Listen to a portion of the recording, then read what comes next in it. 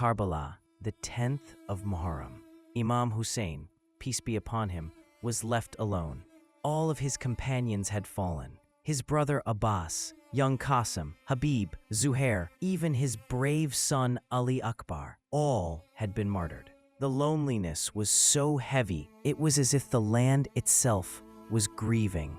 Then the voice of sorrow echoed through the desert. Hel min Nasirin Yansorni. Is there anyone to help me? Not because he needed help, but to leave no excuse for the enemy. To complete the proof, there was no answer, but the lifeless bodies of his companions trembled, as if they were still loyal to their master. Imam Hussein returned to the tents. He gave a heartbreaking farewell to his sister Zainab. He held her in his arms and gently said, "My dear sister, be patient after me. Do not let the enemy see your tears and feel victorious." Then he said goodbye to his little daughter Sukaina. She cried, "Father, where are you going?"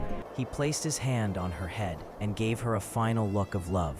He looked around at the tents one last time, and then he left. In his arms was his 6-month-old baby, Ali Asghar. The child's lips were dry. He had no strength left. Imam raised him up and called out to the enemy, "If you don't have mercy on me, at least have mercy on this baby. He has done nothing wrong. Just give him a drop of water." There was silence for a moment. Then suddenly, Harmala shot a 3-pronged arrow, and it struck the baby's throat. The blood of the child spilled onto the hands of the father. Imam lifted it to the sky and said, "O Allah, accept." Now even Ali Asghar was gone. Imam picked up his sword and returned to the battlefield. Alone, thirsty, wounded, but with unmatched courage, he fought so bravely that the enemy stepped back in fear. His body was bleeding, but his soul was strong. After a long fight, he rested on his horse. Then suddenly, a stone struck his forehead, and a 3-pronged arrow pierced his holy chest. He placed his hand on his heart. His body shook. He lifted his shirt to pull out the arrow, and then he fell from his horse, face first, onto the burning sand. The earth smelled of blood. The ground cried out in pain.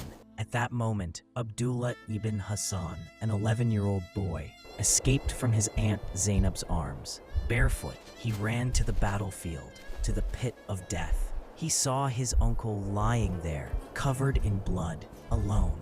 He threw himself on Imam's chest to protect him.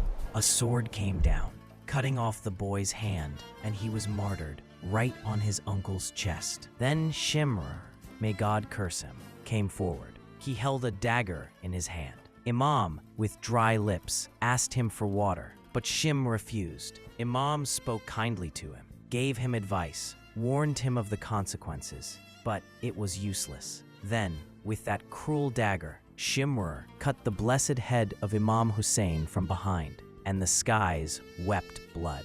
Under the order of Umar ibn Sa'd, they brought horses with fresh shoes and trampled over the body of Imam Hussein.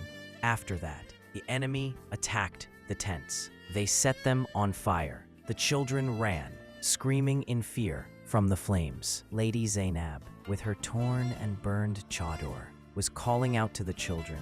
Sukaina, Rubab, the women and children, running from tent to tent, crying, screaming, surrounded by smoke, fire, and sorrow. Some children got lost in the desert. Some fell down. Some kept running. And that night, the night of Ashura, the night of sorrow, began, with Zainab's tears and the sound of frightened little feet in the dark. This was not the end. This was the beginning of awakening. The blood of Hussein continued to flow through history, and it will never be silenced.